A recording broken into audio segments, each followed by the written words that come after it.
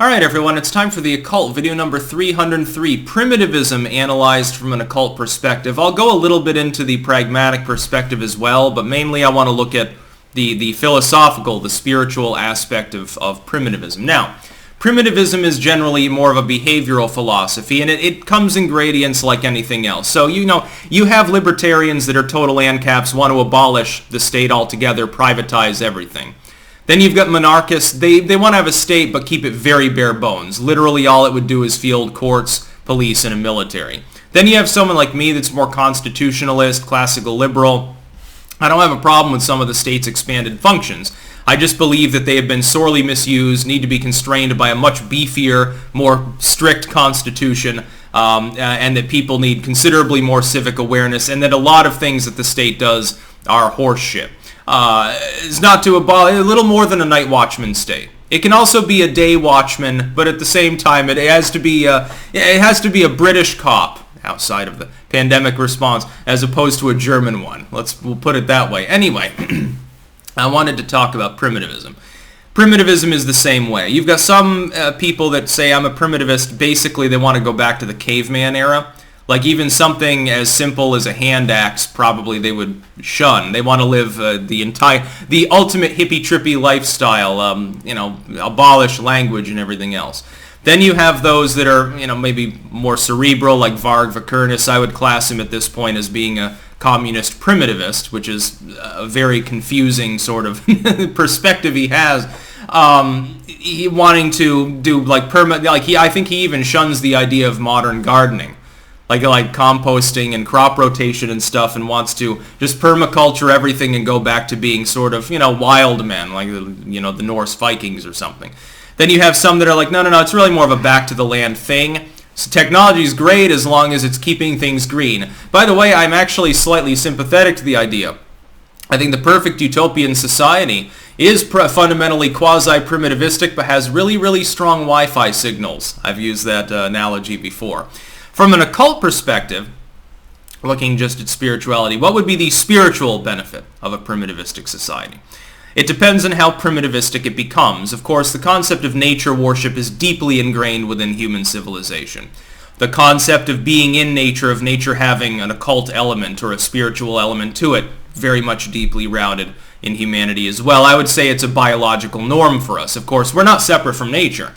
All of this stuff around us that we use to separate ourselves from nature doesn't mean that everything in it didn't come officially from nature.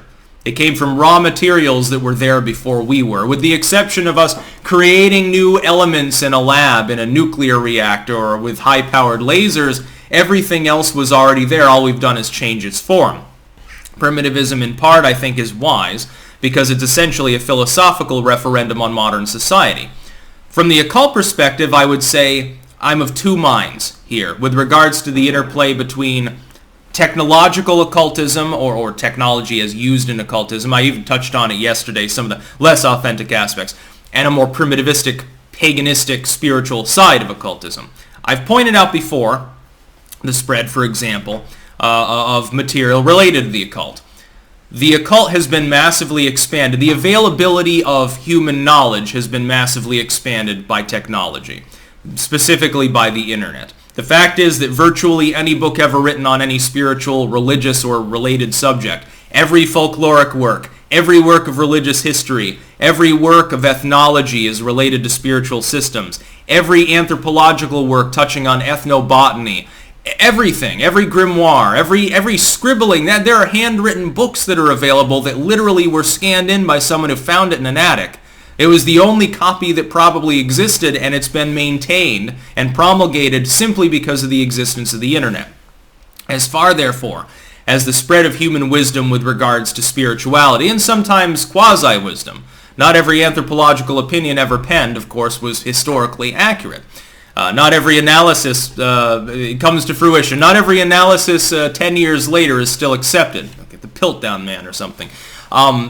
Despite that, there's one unfortunate aspect to the cyber-occultism of the modern age, which is that the aspect of the occult of nature worship, or being in nature, of looking at the stars, the authentic spiritual experiences that would have been witnessed 200 years ago is largely absent now. A lot of people They've got basically the world's greatest library at their fingertips, and if they're interested in the occult, then like me, they can go to archive.org or a million other sites, read literally anything. You can read the most obscure pamphlet on alchemy from the 17th century is somewhere there on the internet. There are only a couple of times I've ever encountered knowledge of the existence of a book on any spiritual topic and couldn't find anything about them other than the fact that they existed. There was an oracle ascribed to Thomas Jefferson written sometime in the early 1800s that I desperately want to get a hold of. People should search their attics and basement. I'm sure that it'd be worth a pretty penny if it were actually in good condition. And I collect books, physical ones, by the way. The problem is this. You've got that availability. But then they go on their balcony, look up at the sky, and they can't even see the stars. So they're reading a guide to astrology or the constellations and their spiritual meaning. They can't even see the moon half the time. In that cosmopolitan context, there are people around them, probably other adherents of their loose beliefs. They could easily, because of the size of modern cities, partially created by technology, they could meet up with other people. They could, go to the park and chant and wear animal skins, but they don't. Instead, they're too busy on the internet. Primitivism, therefore, in the occult perspective, I think in its tempered form, insofar as it is go back to the land, again, trees with strong Wi-Fi signals. If you're talking about wanting to create the occult garden, wanting to have your space to practice, erecting your stone pillar in the backyard, doing whatever you want to do, I think that sort of thing is very helpful. If you mean erasing all availability of human knowledge by going back to the Stone Age, I would argue that the problem is that many of the spiritual experiences man has had come from long after man had already become cosmopolitan. When we're looking at religious systems, a lot of it comes from high antiquity. Rome and Greece and Persia and so forth. Their activities would not be possible under the more hardline primitivistic arguments. Wouldn't be possible. You'd have no two stones, one on top of the other at some point, and people would be wandering around in the woods shitting behind trees. That's fine, but it doesn't exactly write a book. In fact, the idea of writing a book probably wouldn't be around. I would argue that also primitivism, and this is more of a socio-political statement, is simply not pragmatic. Even if you were to revert the whole world to it, the ruins of society would still be picked through by a handful of inquisitive minds, and the fact is that those that adopted technology, digging it out of the rubble and then adapting it, would tend to conquer the primitivists. It's something that's happened before, quite literally. It'd be like, imagine if in antiquity, 5,000 years ago, you have some Akkadian tribe, and all of a sudden a time machine comes flying out of the sky and guys with, modern U.S. military equipment come storming out. They're going to win every battle. They're going to lay waste to their enemies and eventually conquer them and be worshipped as gods. So I guess the primitivists would be setting up for a new religion. The religion would be, arguably, this is the irony, technocratic in form. That's about all. Peace out.